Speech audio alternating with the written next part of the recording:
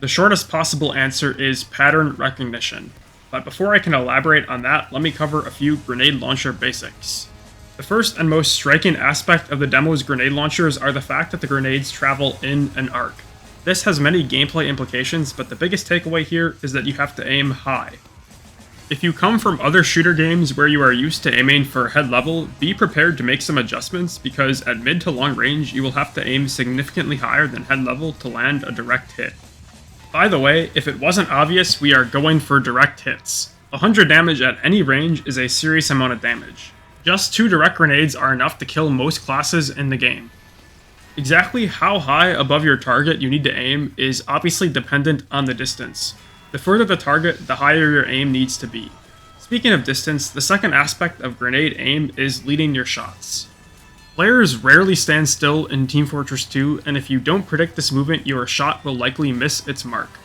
Obviously, this depends on the distance to your target, just like deciding how high to aim, but it is even more variable due to the class's different movement speeds. Even a spun-up heavy is fast enough to dodge long-range spam, and most players won't be moving in predictable straight lines, so this further adds to the complexity of landing direct grenades. So basically, hitting pipes is hard, although I suppose you know that already since you clicked on this video.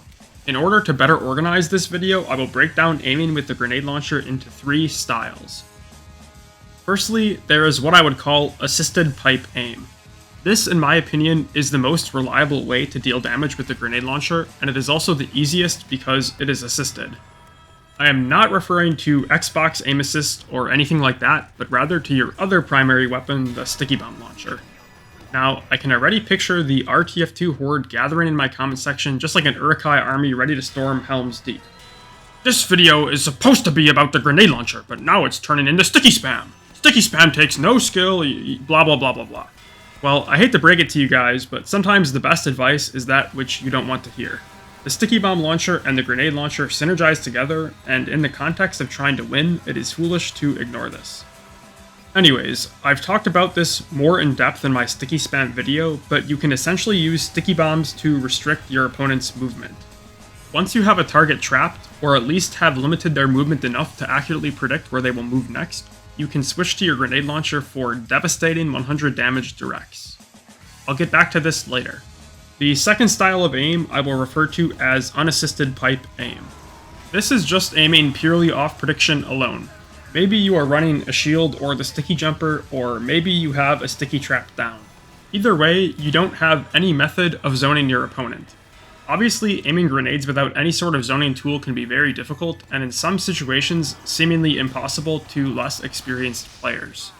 I'll cover the ways to maximize your chances of hitting your shots in just a bit. Lastly, there is the third style of aim, which I will refer to as lane spam. Calling spam a style of aim may seem to be a misnomer, but it still counts. This requires far less mechanical ability or thought of where to put your crosshair, but far more game sense and intuition to pull off successfully. When you do manage to land some pipes this way, it is extremely satisfying and will typically result in a kill because pipes ignore damage falloff. I'll start by giving specific tips about spam lanes.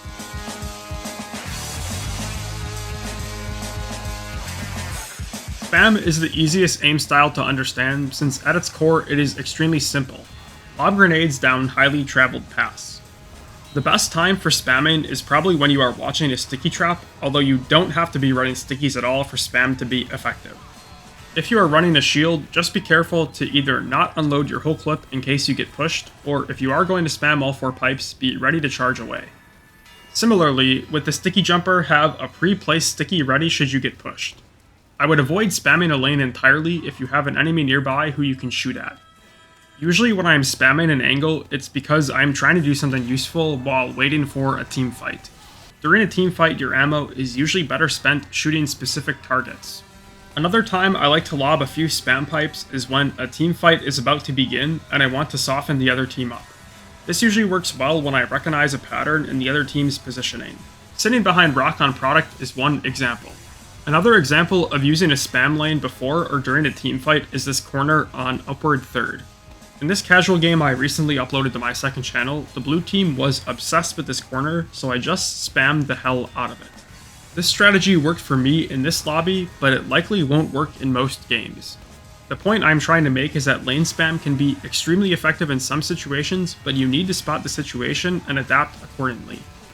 Randomly spamming lanes can net a kill or two, and it is worth integrating this spam into your gameplay when you have idle time to maximize your efficiency, but it's important to know when it is a good use of time and when it is a waste. Arguably the most important factor when deciding whether or not to spam is having information about the other team's position. In casual, players don't typically communicate this, but there are ways to get this info. Like I mentioned earlier, simply recognizing patterns can work, but outside of that, you can use clues such as your HUD's objective indicator to tell you to spam pipes at the payload part.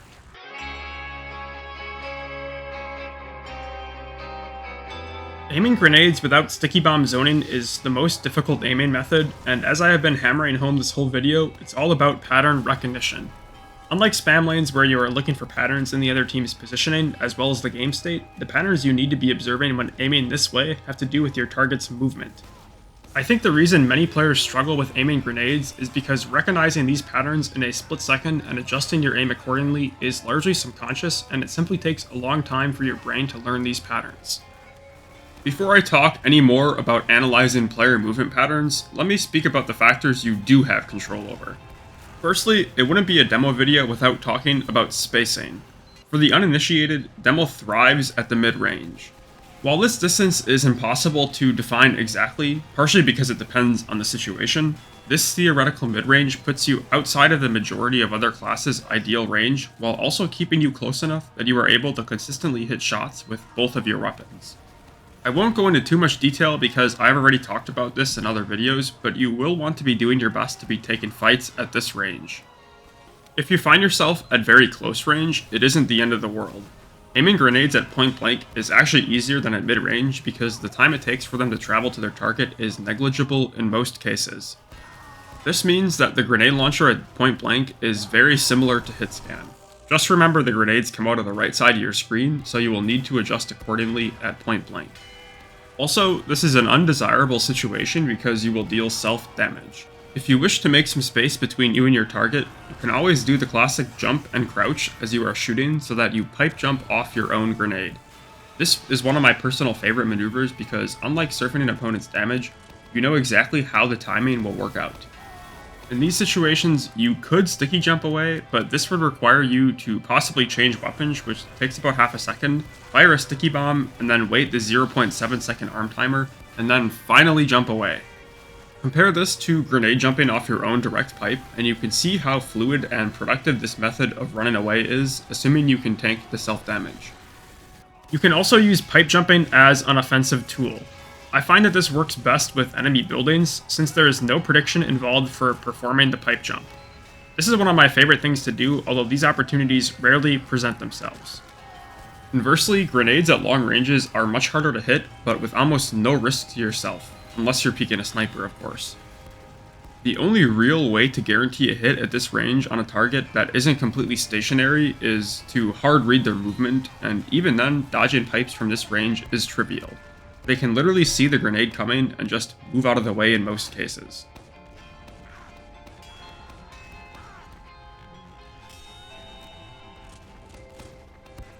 The best way to secure long-range damage with your grenade launcher is to use spam lanes where the enemy cannot see the grenades being fired because of map geometry. The obvious downside here is that if they can't see you, then you can probably not see them either, so you have to guess where they are. Lastly, at the mid-range, grenades won't deal self-damage, and they are also either impossible to dodge reactively or very difficult. What I mean by this is a player cannot see the projectile coming and move out of the way. They have to dodge the grenade by baiting out a shot with their movement and adjusting accordingly before they have time to react. This is why it is often advisable to be very patient. Experienced players know the firing speed of your weapons, and they will often change directions right before you are about to fire so that you miss your shot. These players might also change directions sometimes, and commit to a long strafe other times. The best players also take advantage of the 3D nature of the game, and implement the Y and Z planes as well. Landing a direct on these guys comes down to looking for patterns in their movement to find a time where you are guaranteed a hit. Other players with less experience will not move with so much intentionality, so you will have to keep track of this during a game. This is yet another pattern waiting to be recognized. Speaking of patterns, the last one I would like to point out is noticing how players react to taking damage. Most of the time, one direct grenade is not enough to secure a kill, and hitting the follow-up grenade is often just as difficult as the first. However, many players react to taking damage in a predictable fashion, and noticing these patterns and using them to your advantage can often set you up for an immediate follow-up grenade.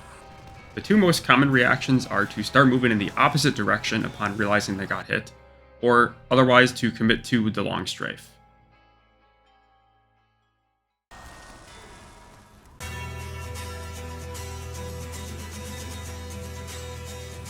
We have arrived at the final aim type, assisted grenade aim. As I mentioned earlier, you can use the sticky bomb launcher to limit your opponent's movement. I have heard other folks giving the advice that you should equip a shield or the sticky jumper in order to improve with the grenade launchers. Personally, I would say the opposite. Practice playing stock demo and focus on understanding the sticky bomb launcher and how it functions. As you are doing this, try to work in the grenade launcher when you think you have guaranteed damage or at least a very high chance of hitting a shot. I think that while the shields and the sticky jumper are fun, they can form bad habits when it comes to aiming grenades. To be more specific, if all of your practice with the Iron Bomber was with the shield equipped, when you do decide to run stickies, you will be in sticky spam mode, forgetting to switch weapons. Then, when you run out of ammo, you switch to Hybrid Knight mode. You will be missing out on using both weapons in tandem to achieve even better results. Anyways, for the sake of time, I'm going to pretend that you are able to perfectly restrict your opponent's movement in one or multiple directions on the X and Y plane with sticky bombs. Obviously, this assumption is dubious in an actual game because players can clear your stickies with their weapons, and many classes have the ability to move over them. Oh, this also is assuming your bombs are placed perfectly, but I digress. For the sake of demonstration, I will ignore these complexities. The point is, the sticky bomb launcher can be used to greatly reduce the amount of guesswork when it comes to aiming pipes. Instead of having to make an educated guess whether or not your opponent will move left or right based off of the movement patterns you have recognized so far in your fight, you can place a sticky bomb to their left and assume they will strafe right. Even just one sticky can limit your opponent's movement by a great deal, and depending on the map geometry, you can even entirely trap a player with just a single sticky. Of course, this is all assuming they actually respect that sticky bomb, or even notice that you shot it in the first place. Many players will either not care about your bombs, or they just don't have the experience or the mental bandwidth to react to them. Again, whether or not the individual you are aiming at is going to actively avoid your sticky or not is a pattern to be recognized. If you are fighting players who don't respect stickies, you can set up easy sticky pipe sinks for instant kills on most classes, which is obviously a win. If your opponents do respect your stickies, then you can set up guaranteed grenade launcher damage via zoning.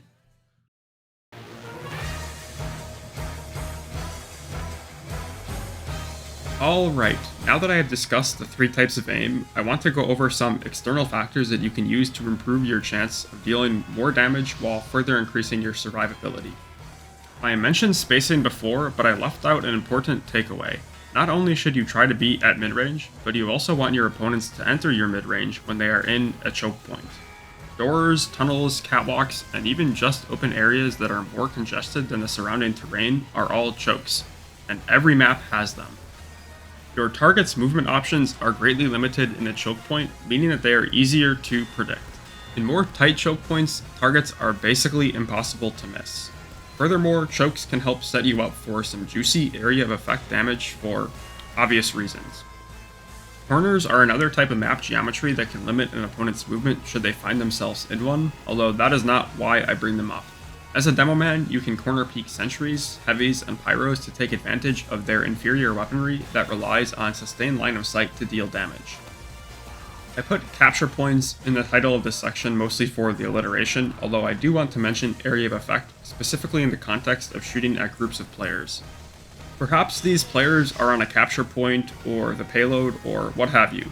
In these cases, I typically aim for a specific target if the players are somewhat spread out, and if the direct deals any area damage, that's great. Most of my best area of effect clips are kinda just on accident. Like, I'll be aiming at one guy, and one or two other players just randomly blunder into the grenade explosion radius and die. Actually, this is the main appeal of the stock grenade launcher since its explosion radius is so large. Just be aware that this larger explosion radius is a double-edged sword because it means that the range at which you deal self-damage is expanded. Also, the stock rollers are less desirable than the Iron Bomber's rollers in most situations. The Iron Bomber rollers can act as a mini sticky bomb, forcing your target to strafe away from the roller and as a result being an easier target to hit. Okay, I got a little off topic there, back to crowd control. While I typically aim for a specific target and the AoE is an added bonus, sometimes I shoot an area instead. If there is a very tightly packed group of players, aiming in their general direction is usually enough to do the job.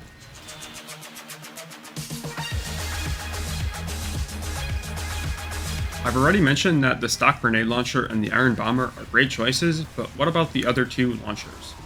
Well, the lock and load is essentially the same, except the arc and projectile speed are different from stock. You won't have to aim quite as high with this unlock, and the grenade travels much faster. You are able to spam out some sentries that are not typically spammable with stock, and it does additional damage to sentries, so that's cool. This faster projectile speed essentially means that the wrecks are easier to hit at all ranges at the cost of less ammo in the clip and a reduced explosion radius. The reduced radius sounds like a downside, but it is actually somewhat of an upside depending on the situation. Obviously, your AoE capabilities are reduced, but it means that you can avoid dealing self-damage more often. I personally don't use this item, despite it probably being Demo's strongest primary. I just don't find the lock and load to be as fun as the Iron Bomber or the stock grenade launcher. I think it takes less skill to use than the alternatives at essentially no cost to the demo using it. If you find it fun, more power to you. Pretty much all the advice in this video applies to the lock. Lastly, the loose cannon. This thing is way too different from the other three grenade launchers to be bundled into this video. I'll talk about it another day.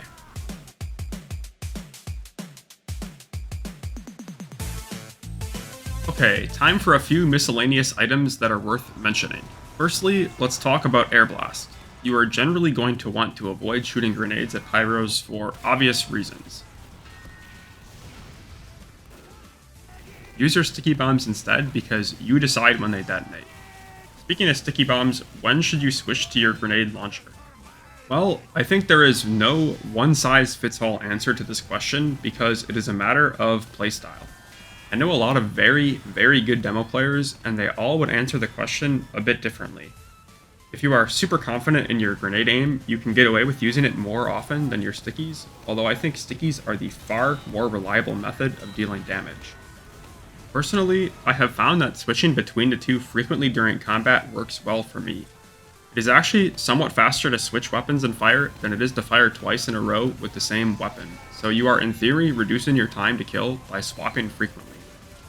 The caveat here is that stickies have an arm timer, so it makes the most sense to start engagements with sticky bombs and finish them with grenades both from a zoning perspective as well as a time to kill perspective. I briefly want to mention that the Iron Bomber projectile hitbox is the same as stock. For a long time, the Iron Bomber's grenades had a much larger hitbox than stock, so you might have heard about this if you've been watching older videos. This is no longer the case. Valve fixed this problem.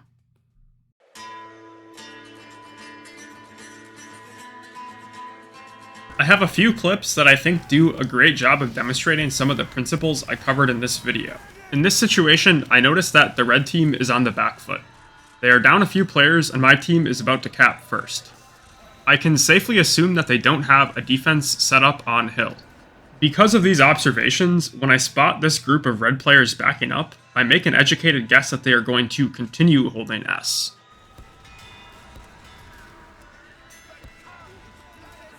This one is on Swiftwater 2nd, and when I pre-fire this corner, I hear my hit sound. When I spot this soldier, I have a strong suspicion that he is going to make a dash for the health pack, because soldiers are attracted to health packs like moths to a flame. I chose this clip to demonstrate why I tend to prefer the Iron Bomber.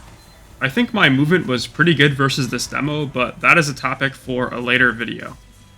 I overextended a bit here in Spiral, but luckily I pre-fired a sticky at the corner so I can one-shot the soldier with my third panicked pipe. I close the distance on this Pyro to hopefully avoid getting reflected, and a spy ambushes me when I am low. I use my sticky bomb to force the spy to back up or possibly get one-shot comboed with a sticky pipe, and I spam iron bomber grenades to hopefully buy myself time for the pack to respawn. The roller comes in clutch to secure the frag, and another roller lets me trade for an engineer.